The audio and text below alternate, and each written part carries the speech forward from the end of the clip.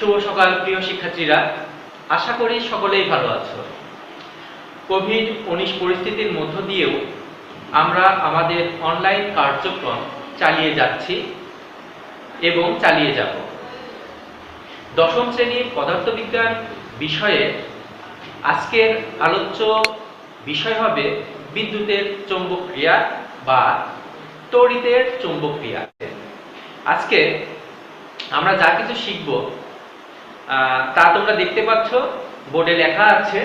এখানে চৌম্বক, অর্থাৎ চুম্বক বলতে আমরা কি বুঝি? বিদ্যুতের চৌম্বক ক্রিয়া। বিদ্যুতের চৌম্বক ক্রিয়া কি সেটাও আমরা জানবো। তারপরে সলিনয়েড। সলিনয়েড বলতে কি বুঝি সেটা জানবো, এর কাজ কি সেটা জানবো, এবং শেষে আছে তড়িৎ চৌম্বক। ন্যাচারালি আমরা জানি চৌম্বক। চৌম্বক পদার্থ এমন একটি পদার্থ যা লৌহ জাতীয় পদার্থকে আকর্ষণ করে। তড়িৎ চৌম্বকটা কি তাহলে?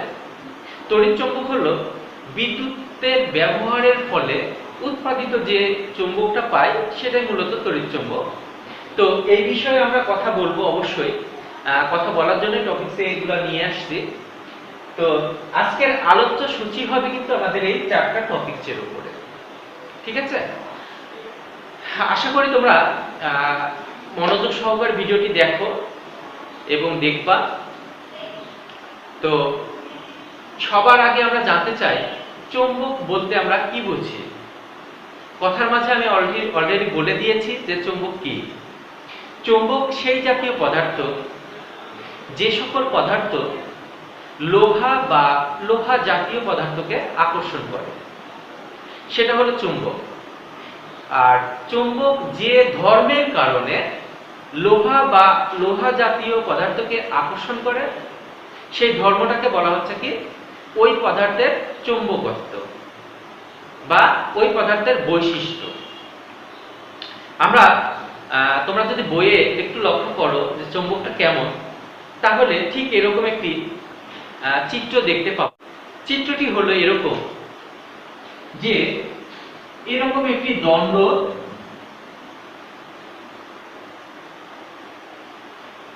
যার দুটো মেরু আছে। দুটো মেরুর এক পাশে আছে এল অর্থাৎ নর্থ এবং অন্য পাশে আছে এজ সাউথ। এখন এটা যদি একটি দণ্ড চুম্বক হয় তাহলে এটাও দণ্ড চুম্বক। যদি এ পাশে এইচ হয় এ পাশে এল হয় তাহলে এই যে সমমেরু, সমমেরুতে হবে কি বিকর্ষণ, অর্থাৎ এরা একজন আরেকজনকে তাদের থেকে বিপরীত দিকে বল প্রয়োগ করবে, অর্থাৎ এখানে এরা আকর্ষণ করবে না, দুজন দুজনকে সরিয়ে দেবে।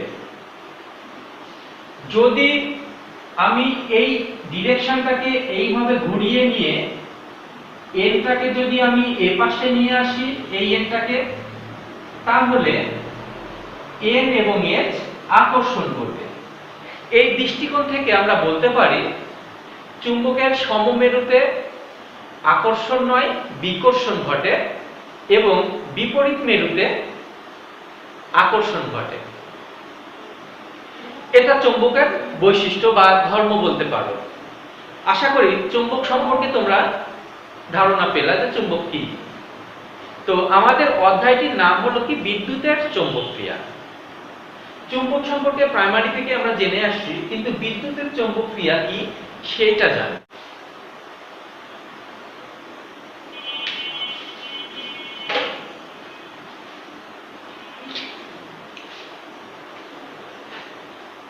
বিদ্যুতের চৌম্বক ক্রিয়া।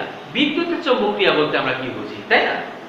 বিদ্যুতের চৌম্বক ক্রিয়া হলো বিদ্যুৎ এবং চৌম্বক, বিদ্যুৎ প্রবাহের ফলে যে চৌম্বকত্ব তৈরি হয় সেই চৌম্বকত্ব যে ধরনের কাজ করে বা ওখানে যে প্রভাবটা ফেলে সেটাই মূলত বিদ্যুতের চৌম্বক ক্রিয়া। তোমরা একটু দেখো, এইটা যদি একটি তড়িৎ প্রবাহী তার হয়, অর্থাৎ বিদ্যুৎ প্রবাহ করে এরকম একটি তামার তার, তাহলে আমরা যদি এ পাশ থেকে বিদ্যুৎকে প্রবাহিত করি সেক্ষেত্রে এর চারিদিক দিয়ে কি করবে, চৌম্বক ক্ষেত্র তৈরি হবে, বা এই যে বিদ্যুৎটা প্রবাহিত হচ্ছে বিদ্যুৎ ক্ষেত্র তৈরি হলো, যাকে আমরা বলি বৈদ্যুতিক বলরেখা বা চৌম্বক বলরেখা। এখন এই পাশে যদি আমি এই ডিরেকশনটা মুছে দিচ্ছি, তোমরা শুধু লক্ষ্য করো এই দিকে যদি আমি গোল করে কিছু কম্পাস কাঁটা রেখে দেই, ঠিক এইভাবে কম্পাস কাঁটার নর্থ এবং সাউথ পোল আছে বিদ্যুৎ দণ্ডের মতো। তো এই পাশে আমি যদি এইভাবে একটা অ্যারো দিয়ে তোমাদেরকে বুঝিয়ে দেই, অ্যারো মিন্স এদিকে ধরে নাও নর্থ, তুমি ইচ্ছা করলে সাউথও দিতে পারো, মানে বোঝার জন্য। কিন্তু অ্যাকচুয়ালি যেটা হবে সেটা তো জানোই যে নর্থ পোল কোনটা সাউথ পোল কোনটা, কিন্তু আপাতত তোমরা অ্যারোটাকে নর্থ হিসেবে কাউন্ট করো। তো এইখানে এক একটি অ্যারো এক এক দিকে আছে ধরে নাও, তাই আছে না? বিদ্যুৎ প্রবাহিত যখন হবে তখন কি হবে, এই যে অ্যারো চিহ্নগুলা একটি নির্দিষ্ট দিকে, একটি অ্যারো আরেকটির পেছন প্রান্তে কি হবে, যুক্ত হবে। ঠিক এইভাবে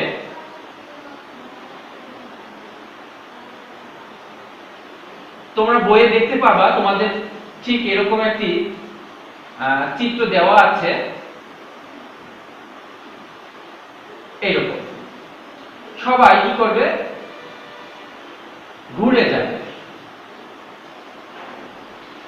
এখন দেখো, লক্ষ্য করে দেখো যে অ্যারোগুলো মনে হচ্ছে যে এই পাশ থেকে এভাবে ঘুরছে। এই যে ঘোরার দিকটা, এই দিকটা কখন কোন দিকে হবে, আমি বিদ্যুৎ প্রবাহিত এই দিক দিয়ে করলাম তখন দেখছি এদিক হলো, আবার যদি এই দিক দিয়ে করি তখন কেমন হবে, এরকম চিন্তা ভাবনা আসতে পারে বা এরকম পরিবর্তন আমরা লক্ষ্য করতে পারি। তো এই যে বিদ্যুতের চৌম্বক ক্রিয়া, এই চৌম্বক ক্রিয়াটা কি রকম হতে পারে? এটা হতে পারে, তোমাদের বইয়ে আরো ছবি দেওয়া আছে ঠিক এইরকম। এরকম মানে কি? এরকম মানে আমি একটু দেখাই। এইটা হলো আমাদের তড়িৎ প্রবাহী ওয়্যার বা তার। এই তড়িৎ প্রবাহী ওয়্যারের ভেতর দিয়ে আমি যদি নিচ থেকে বিদ্যুৎটা প্রবাহিত করি, দেখো ঠিক এইরকম আমার বৃদ্ধাঙ্গুলি দিয়ে বিদ্যুৎ উপরের দিকে যাচ্ছে। এটা ইন্ডিকেট করবে কি, বিদ্যুৎ, এটা ইন্ডিকেট করবে বিদ্যুৎ উপরের দিকে যাচ্ছে, অর্থাৎ আমি বিদ্যুৎ প্রবাহিত নিচ থেকে করলাম। সেক্ষেত্রে তাদের যে আশপাশে যে ক্ষেত্রটা তৈরি হলো, বৈদ্যুতিক ক্ষেত্রটা তৈরি হলো, তার ডিরেকশন হবে কি, এই যে, মানে এইভাবে ঘুরবে। আমার বিদ্যুৎ এদিকে যাচ্ছে, ঘুরবে এই দিক দিয়ে। এই যে দেখো কোন দিকে ঘুরলো, এই দিকে। তাহলে এই যে বিদ্যুৎ প্রবাহের যে দিক, সেই দিকের কারণে এই যে চৌম্বকের যে পরিবর্তনটা হচ্ছে, চৌম্বকের ডিরেকশনের যে পরিবর্তন হচ্ছে, এই যে নর্থ পোল সাউথ পোলের যে ডিরেকশন ইন্ডিকেট করে, এটা যে তার দিক পরিবর্তন করছে, আমি যখন এদিক দিয়ে দিচ্ছি তখন তার ঘূর্ণন হচ্ছে কোন দিকে, তাদের ঘূর্ণন হচ্ছে এই মুখী। আবার যদি এই দিক থেকে বিদ্যুৎ প্রবাহিত করি, সেক্ষেত্রে কোন দিকে যাচ্ছে, সেক্ষেত্রে আমাদের মুভমেন্ট হলো এইভাবে, তাই না? এই যে চৌম্বক ক্ষেত্রের যে দিকের পরিবর্তন ঘটছে, যে কাজের বা যে ক্রিয়ার মাধ্যমে হচ্ছে, সেটা হলো বিদ্যুতের কারণে। এই কারণে একে বলা হচ্ছে কি, বিদ্যুতের চৌম্বক ক্রিয়া। কোন পরিবাহীর মধ্য দিয়ে, এই যে একটি পরিবাহী, এই যে একটা পরিবাহী বলছি, তাহলে কোন পরিবাহীর মধ্য দিয়ে তড়িৎ প্রবাহিত হলে, এটা অথবা এটা তড়িৎ প্রবাহিত হলে এর চারিপাশে চৌম্বক ক্ষেত্র তৈরি হয়। এই যে চৌম্বক ক্ষেত্র তৈরি হচ্ছে, এই ক্রিয়াটাকে বলা হচ্ছে কি, তড়িৎ প্রবাহের বা বিদ্যুতের চৌম্বক ক্রিয়া। ঠিক আছে, আশা করি বুঝতে পেরেছো। এবার আমরা যাব কোথায়, সলিনয়েড। সলিনয়েডটা কি? সলিনয়েড হলো একটি পেঁচানো তারের কুণ্ডলী। কিসের কুণ্ডলী? পেঁচানো তারের কুণ্ডলী। সেটা কেমন?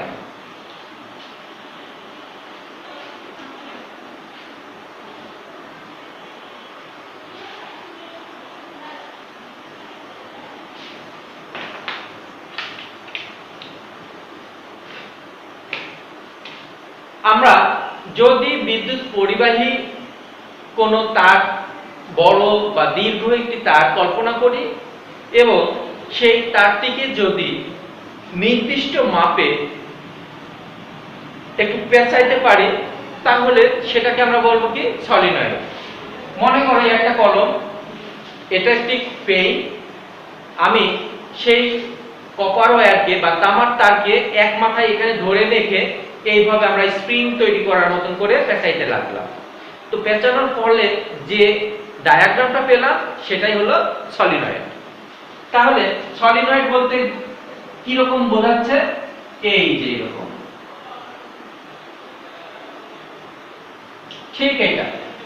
এখন আমরা যদি এ পাশ দিয়ে বিদ্যুৎ প্রবাহিত করি, তাহলে বিদ্যুৎ এদিকে যাবে, এইভাবে ঘুরবে, ঘুরে ঘুরে ঘুরে এদিক দিয়ে বের হয়ে যাবে, তাই তো?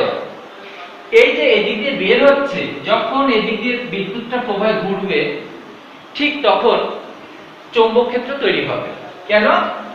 কারণ আমরা আগের বারে দেখেছি, এইটা যদি পরিবাহী তার হয়, তাহলে এদিক দিয়ে যদি বিদ্যুৎ প্রবাহিত হয়, তাহলে তার ডিরেকশন হচ্ছে এইরকম, এইভাবে ঘুরছে।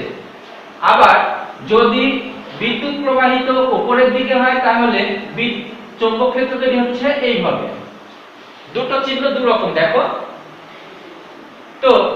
এই যে প্যাচ, আমার তারটা ছিল কি সোজা, তাকে বাঁকা করেছি। এখন প্রত্যেকটি জায়গায়, ধরে নাও এটা একটা সার্কেল, প্রত্যেকটি জায়গায় ক্ষুদ্র আয়তন যদি কল্পনা করো, তাহলে সেখানে সোজা তার পাচ্ছি আমরা। তাহলে সোজা তারের বিদ্যুৎ যাচ্ছে এই দিক দিয়ে, মানে নিচ থেকে যদি উপরে কল্পনা করো, নিচ থেকে উপরে কল্পনা করলে হবে কি, তার চৌম্বক ক্ষেত্র তৈরি হচ্ছে এইভাবে, তাই না? তো এইটাকে জাস্ট এইভাবে ঘুরিয়ে দিলে কি হবে, এই দিক দিয়েও চৌম্বক ক্ষেত্র তৈরি হবে। এইভাবে যাবে, এইভাবে যাবে, এইভাবে আসবে, এইভাবে। তোমাদের বইয়ে অত সুন্দর করে দেওয়া নাই, এইভাবে ঘুরে ঘুরে তোমার বড় রেখাগুলা তৈরি হবে, চৌম্বক বলরেখা বলে এটাকে। অর্থাৎ এই যে আমরা এই দিক দিয়ে, এই যে সলিনয়েডের মূল তার, এই দিক দিয়ে যখন বিদ্যুৎ প্রবাহিত করছে, তখন তার চৌম্বক বলরেখা তৈরি হচ্ছে এইভাবে, উপর নিচ করে। এবং এখানে যদি আমরা লোহা বা লোহা জাতীয় পদার্থ নিয়ে আসি, তাহলে চৌম্বকের যে ধর্মটা পেয়ে থাকি, সেই চৌম্বক এখানেও আমরা পাবো। অর্থাৎ এখানে বিদ্যুৎ দিয়ে চৌম্বক ক্ষেত্র তৈরি করা হয়। সলিনয়েড হলো পেঁচানো তারের কুণ্ডলী। পেঁচানো তারের কুণ্ডলী, আমি কুণ্ডলী পাকিয়ে ফেললাম, এই তো। এদিক দিয়ে আমি আউটপুটটা নিলাম, দূরেই নিই, যাতে করে তোমাদের বোঝাইতে সহজ হয়। এখন আমি এদিকে বিদ্যুৎ প্রবাহিত করছি, আগের চিত্রে লক্ষ্য করো, বিদ্যুৎ প্রবাহিত করলাম, এদিক দিয়ে বিদ্যুৎ ঘুরছে, এবং এই যে বিদ্যুতের যে চৌম্বক ক্ষেত্রটা তৈরি হচ্ছে, সেটা কিভাবে বলেছি, এইভাবে এইভাবে এইভাবে। দেখো, লক্ষ্য করো, সোজা, বাঁকা, বাঁকা, বাঁকা, লাস্টে এইভাবে ঘুরছে। ঠিক একইভাবে উপরের দিকেও যাবে। তাহলে আমরা কি বলতে পারছি না, বলতে পারি না যে এই যে এখান থেকে এইটুকু লম্বা ভাবে চৌম্বক ক্ষেত্র তৈরি করলো? এ কারণে বলা হলো সলিনয়েডের সংজ্ঞায় যে সলিনয়েড হলো পেঁচানো তারের কুণ্ডলী, যার মধ্য দিয়ে বিদ্যুৎ প্রবাহিত হলে চৌম্বক ক্ষেত্র উৎপাদিত হবে, যা দণ্ড চুম্বকের ন্যায় আচরণ করবে বা দণ্ড চুম্বকের চৌম্বক উৎপাদিত হবে।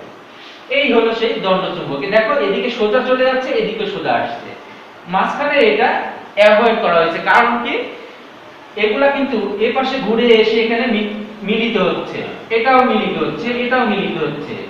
মোট কথা, তারা মোটা হলেও দণ্ডের ন্যায় দেখতে, দেখতে আলটিমেটলি দণ্ডের ন্যায়। এই কারণে বলা হচ্ছে কি, দণ্ড চুম্বকের ন্যায় আচরণ করে। যত ইলেকট্রিক ডিভাইস আছে, সে সকল ক্ষেত্রে সলিনয়েডের ব্যবহার আমরা দেখতে পাই।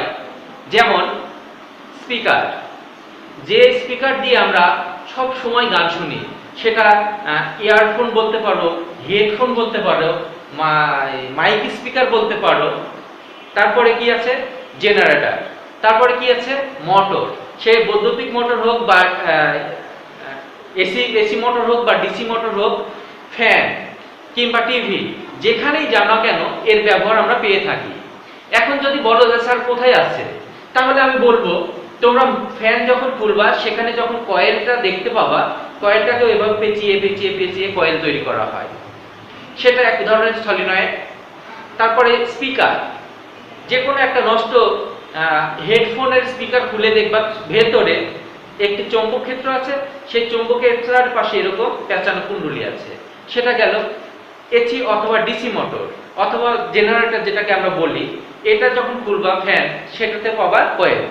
মোটরসাইকেলে যে বিদ্যুৎ উৎপাদিত হয়, মোটরসাইকেলের যে আমরা যে এখানে কিক বা স্টার্টার বলি, ওখানেতে তোমরা দেখবে একটা বাটিতে কয়েল সংযুক্ত আছে, যা অনবরত ঘোরার মাধ্যমে বা ঘূর্ণনের মাধ্যমে বিদ্যুৎ উৎপাদন করে আমার মোটরসাইকেলে সংরক্ষিত ব্যাটারিটিকে চার্জিত করছে। ঠিক আছে, তাহলে এর ব্যবহারটা তাহলে এর ব্যবহারটা আশা করি বুঝতে পেরেছো কোথায় কোথায় এর ব্যবহার হয়। এখন প্রশ্ন হলো যে স্যার এই যে বিদ্যুৎ উৎপাদিত হলো চৌম্বক ক্ষেত্র, এই উৎপাদিত চৌম্বক ক্ষেত্রের আকর্ষণ বলের মানটা আমরা বৃদ্ধি করতে পারি কিনা। দেখা যাচ্ছে আমি সামান্য পরিমাণে বিদ্যুৎ প্রবাহিত করলাম, ধরে নাও এখানে ফার্স্টে দিলাম 5 অ্যাম্পিয়ার। 5 অ্যাম্পিয়ারে যে পরিমাণ চৌম্বক শক্তি উৎপাদিত হবে, আকর্ষণ শক্তি, আমি যদি 10 অ্যাম্পিয়ার করে দিই তাহলে কি হবে, বাড়বে না কমবে? অবশ্যই বাড়বে। তাহলে এই যে চৌম্বকের যে প্রাবল্যতা বা শক্তিটা, চৌম্বক ক্ষেত্রের যে শক্তিটা, এটা কিভাবে বৃদ্ধি করা যায় বা কিসের উপর নির্ভর করে? তাহলে আমরা বলতে পারি বিদ্যুৎ প্রবাহের উপর নির্ভর করে, এই তারের প্যাচ সংখ্যার উপর নির্ভর করে। যত বেশি প্যাচ হবে তত বেশি বলরেখা উৎপাদন হবে এবং তত বেশি শক্তিশালী হবে। এবং তারের কোয়ালিটির উপর নির্ভর করবে, এটা কি জাতীয় পদার্থ দিয়ে তৈরি করা। যদি এটা তামার তার হয় তাহলে একরকম হবে, যদি এটা সিলভার তার হয় তাহলে সেটা একরকম হবে, যদি এটা অ্যালুমিনিয়ামের হয় সেটা একরকম হবে, যদি এটা লোহার হয় সেটা একরকম হবে। তাহলে তার অর্থাৎ প্রবাহী যে তার, এটার গঠন উপাদানের উপর নির্ভর করে। আশা করি বুঝতে পেরেছ। আমাদের লাস্ট কথা তড়িৎ চৌম্বক। তড়িৎ চৌম্বক কি? তড়িৎ চৌম্বকটা মূলত এখান থেকেই আমরা বলতে পারি। এই যে বিদ্যুৎ প্রবাহের ফলে যে চৌম্বকটা উৎপাদিত হলো বা যে চৌম্বক ক্ষেত্রটা উৎপাদিত হলো, এটাই মূলত তড়িৎ চৌম্বক। আমি যখন টপিকসের কথা বলেছিলাম তখনও ঠিক বলেছি এরকমই যে তড়িৎ চৌম্বকটা কেমন। তড়িৎ চৌম্বক এই যে বলছি কি, এই যে সলিনয়েড, এই সলিনয়েডের ভেতরে যদি একটি লোহার দণ্ড বা লোহার তৈরি পেরেক, এই যে বোর্ডটা লাগিয়েছি যে কাঁটা দিয়ে, সেটাকে বলা হয় পেরেক। এই লোহার তৈরি পেরেক যদি এর ভেতর দিয়ে রাখা হয়, তাহলে এখানে যে পরিমাণ যে শক্তির চৌম্বক ক্ষেত্র তৈরি হয়েছে, সেই শক্তির পরিমাণটা অনেক গুণে বৃদ্ধি পায়, অর্থাৎ শক্তিশালী চৌম্বক উৎপাদিত হয় ওখানে, বা চৌম্বক ক্ষেত্র উৎপাদিত হয়। এই যে বিদ্যুতের মাধ্যমে যে চৌম্বক তৈরি করা হচ্ছে বা চৌম্বক ক্ষেত্রটা তৈরি করা হচ্ছে, সেটাকেই মূলত বলা হচ্ছে যে তড়িৎ চৌম্বক। এখন বলতে পারো যে স্যার এর ভিতরে কেমন করে লোহার দণ্ড ঢোকাবো? আমি তো বলেছি যে একটি তার, তামার তারকে এভাবে পেঁচিয়ে নেব। তো পেঁচিয়ে নিলে মাঝখানে সিলিন্ডারের মতন একটি ফাঁকা থাকছে না, একটি ফুটো বা ছিদ্র থাকছে না, সেই ছিদ্রের ভেতরে আমরা এইখানে যে ব্যাসটা পেয়েছি তার সাথে একটু কম ব্যাসের লোহার দণ্ড ঢুকিয়ে দিতে পারি অথবা পেরেক দিতে পারি। তাহলে আজকে আমরা কি কি জানলাম? আজকে জানলাম কি, বিদ্যুতের চৌম্বক ক্রিয়া অধ্যায়ে চৌম্বক বলতে কি বোঝা যায়, বিদ্যুতের চৌম্বক ক্রিয়া বলতে কি বুঝি, সলিনয়েড মানে কি, তড়িৎ চৌম্বক মানে কি, সলিনয়েডের ব্যবহার কি কি। আশা করি এই ছোট্ট 4টি টপিক খুব সুন্দরভাবে এবং মজা করে বুঝতে পেরেছো, তাই না? আমি এখান থেকে তোমাদের আরেকটু বলতে পারি, বা কেউ যদি প্রশ্ন করে তোমাদের যে এই আলোচনা থেকে তোমরা কি কি জানলা, তাহলে তোমরা কিন্তু ইজিলি বলতে পারবা যে আজকের ভিডিও থেকে আমরা যা জানলাম তা হলো চৌম্বক মানে কি সেটা আমরা বলতে পারবো, বিদ্যুতের চৌম্বক ক্রিয়া কি সেটা আমরা ব্যাখ্যা করতে পারবো। তারপরে কি সলিনয়েড মানে কি, সলিনয়েড ব্যাখ্যা করতে পারবো, সলিনয়েডের কাজ কি সেটা ব্যাখ্যা করতে পারবো, সলিনয়েডের ব্যবহার কোথায় সেটা বলতে পারবো, এবং তড়িৎচুম্বক কি সেটা বোঝাতে পারবো। তাহলে আমাদের আজকে যা কিছু জানা হলো এই ভিডিওর মাধ্যমে, সেগুলা হলো ঠিক আগের কথাগুলা, কি কি জানলাম। তোমরা বাসায় একটু বইটা দেখে দিবা। দেখা হবে পরবর্তী ক্লাসে। সকলেই ভালো থাকবা, সকলের সুস্থতা কামনা করে শেষ করছি।